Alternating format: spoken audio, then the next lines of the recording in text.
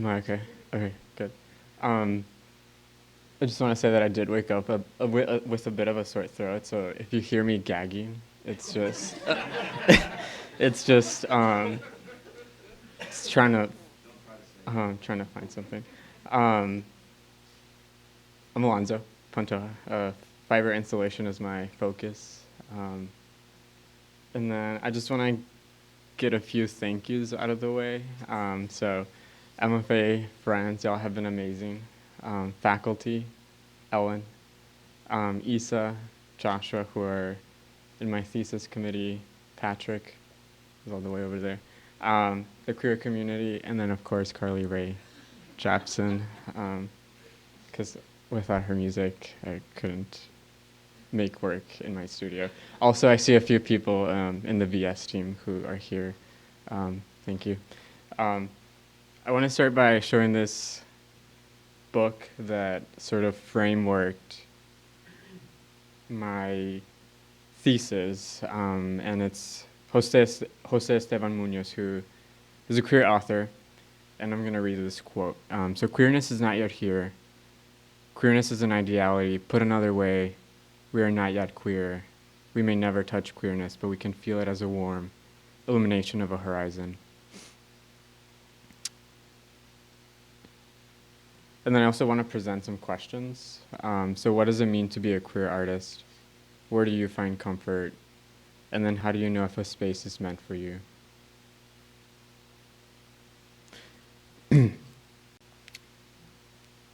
We all know what we mean when we say comfort, but it's hard to explain to others what we actually mean. We experience comfort differently. Comfort to me means letting go, but still having something to go back to. It is a pleasant state of a physiological and physical harmony between a human being and the environment. By using the discomfort as a way to position the work, I hope to make connections with people by reshaping spaces. And the discomfort for me comes from explaining my queer identity over and over. I feel like an object when I do. I should not have to explain who I am, but at the same time, I feel I should share with others how I see queerness. Queerness to me is not static. It's constantly shaping, reshaping, learning and unlearning, and always being open and fluid. How I define the term queer for myself will likely be different from another queer's definition. We shape our own identity in ways that fit for ourselves. Queerness cannot be defined. It can only be expressed in ways that we find fitting for our identity. Queerness is an interpretation, not a definition. I'm interested in the body in relation to queerness, and how does the body adapt to a space not meant for them? How do we orient ourselves towards objects, people, and spaces? How can I incorporate objects from my home, such as a bedsheet, dryer sheets, or certain smells that trigger memories of spaces, situations, or loved ones? In that same gesture, how can I use items from my studio that signify moments of struggle, success, contemplation, or joy for me? Journaling started as an exercise to get myself to write, since I dislike writing, and still do. But this exercise has been a way to document my daily interactions and use them as metaphors in my work. Humor is a way to confront discomfort and reconsider an object personal and familiar for myself. My interpretation is that we let our guard down when we engage with humor, and by doing so, we become open to expression. And now from some artists. Chris Bhoja addresses the use of queer space through interior design, color, and investigates how a space becomes queer by ornamentation. Nick Cave addresses color, identity through a performative stance, specifically his sound suits, which clothe the performer in a suit of threads, fabrics, plush toys, and other smaller objects. The identity of the performer is blurred as they engage the space of the performance. Sheila Pepe uses fiber as a way to draw within a space. Her work responds to the architecture of a space by drawing lines of threads across left to right, up and down. The materials for her carry associations of home, community, gathering, and considers how the viewer engages with the work. Rachel Harrison, the use of humor in the work. thinking about placement, associations within the work, communication of the architecture of the space. Jessica Stockholder, again, similar to Harrison, humor, placement, object relations. Enough for my work. In this piece, I was interested in drawing with the use of fiber materials, a thread being representative of a mark. The colors in the weaving were a little muted and limited in palette to move the focus to the interaction of tactility of the piece.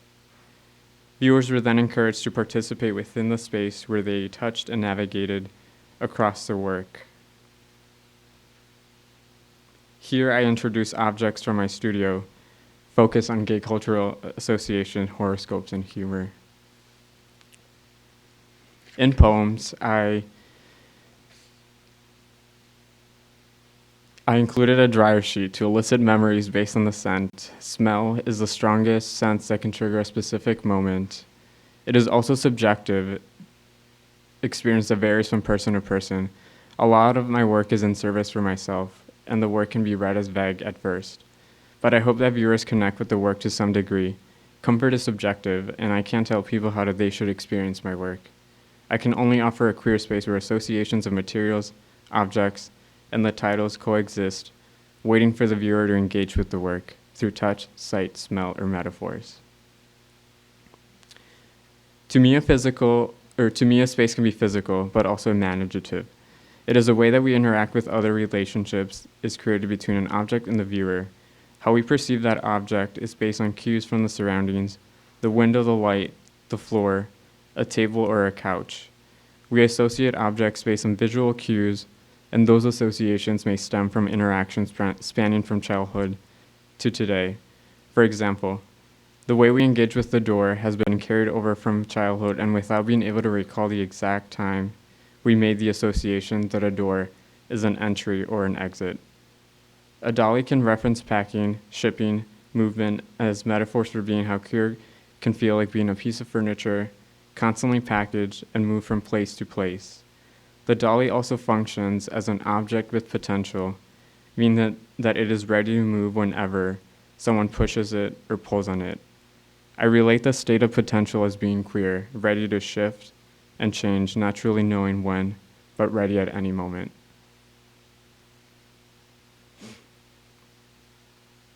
And this one doesn't have a title because I'm still working the kinks on that. But, and again, I maintain a degree of abstraction in my work and prefer not to limit the way that the objects and materials can be interpreted.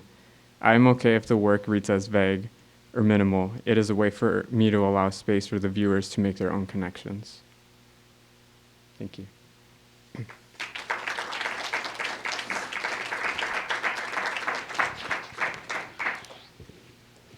I was going to say we could also sit in silence.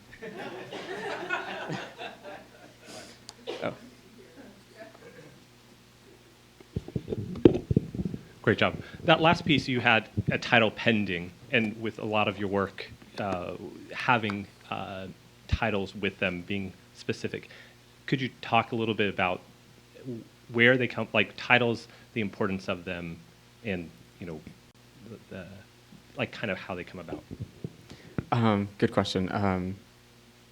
So I journal every 2 days, and within those journal entries, I come up with titles as sort of a way to retell that interaction that I had that day, and then I use that as a sort of the drive to make the work. But then through the process, I then alter the title. So it's, I guess, the journal is where the titles start, and then I kind of go from there. So this one, I'm stuck because I think the title that I originally thought of is now not sort of speaking to where I am in the process. So if that answers your question. Thank you.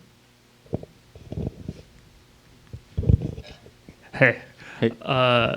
Can you talk a little bit about the lifespan of one of your pieces and how it changes and morphs and stuff? Yes. I'll go back to this one. So this one's gone. And I guess my process is very fluid. So I try to recycle a lot of my work. Briefly, I'll say that my background was in painting, and all the paintings that I had done, they're all gone. They are no longer in existence other than in a photograph. And in that same way, I try to carry that over into my work so that it's always constantly recycling of ideas and just malleable and openness in the way that queerness to me is. So I think I want to extend that to my practice.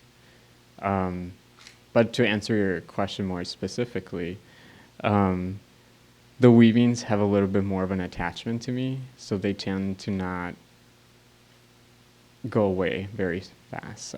This one I think lasted for 3 weeks, and then it was gone. And then this one is now gone too. So buy my work if you if you want to have it exist in the real world. Otherwise, I'm just gonna. And then Molly, did you have a question? I do. I think that a lot of your work responds to the space where it's been installed. And you mentioned a little bit about creating and offering queer spaces, and I'm wondering if you could kind of elaborate on that as to what makes a space queer for you. Yeah, I think for me it's more of like placing my own mark in these spaces, and I think my work is like an extension of me. So by doing that, that's sort of like making that space queer to kind of make it forward. I don't know if that answers your question.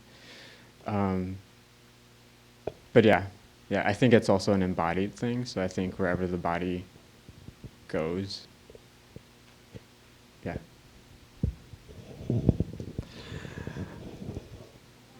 Oh. Kendall, here. Sorry, yeah. Thanks for walking us through your work. I really appreciate the gentleness and thoughtfulness you bring to the work that you do. Obviously queerness is a foundation of your work, and the way you make it kind of draws on and contributes to and reifies a certain kind of queer aesthetic. But there's also sort of a live discussion about kind of how that both includes and excludes certain people from the umbrella of queerness, right? And how that relates to the way people move in and out of this identification. And I was wondering how you thought about that in your decision to sort of draw on and use certain kinds of touchstones in your work. If I think I'm understanding your question, so could you ask it in another way? I think I know what you're getting at, but I don't think there's an exclusion per se, but go ahead. I don't think that you mean to be exclusionary per se, but sort of like in drawing on and sort of creating like a specific kind of queer aesthetic, right? There's certainly like a strong commonality between like your influences, the kinds of queer artists that you've pointed out as references, and the sort of work that you're creating. There's sort of the risk of creating kind of like a very specific form of like how to be or how to create queer work, right? And I was wondering how you thought of that as somebody engaged in that space. Oh, okay, yeah. I guess my interpretation of queerness is my perspective, so another person will interpret it a different way, and I think that's what queerness is about. So I think don't take what I present as like the only definition of queerness.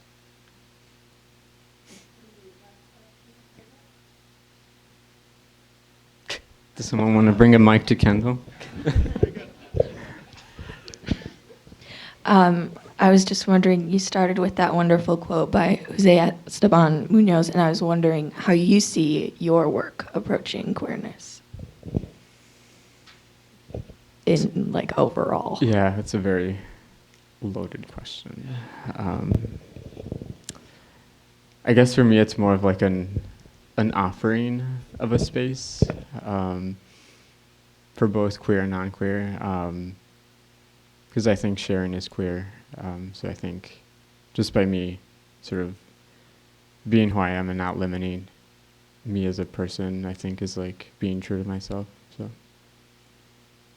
thank you.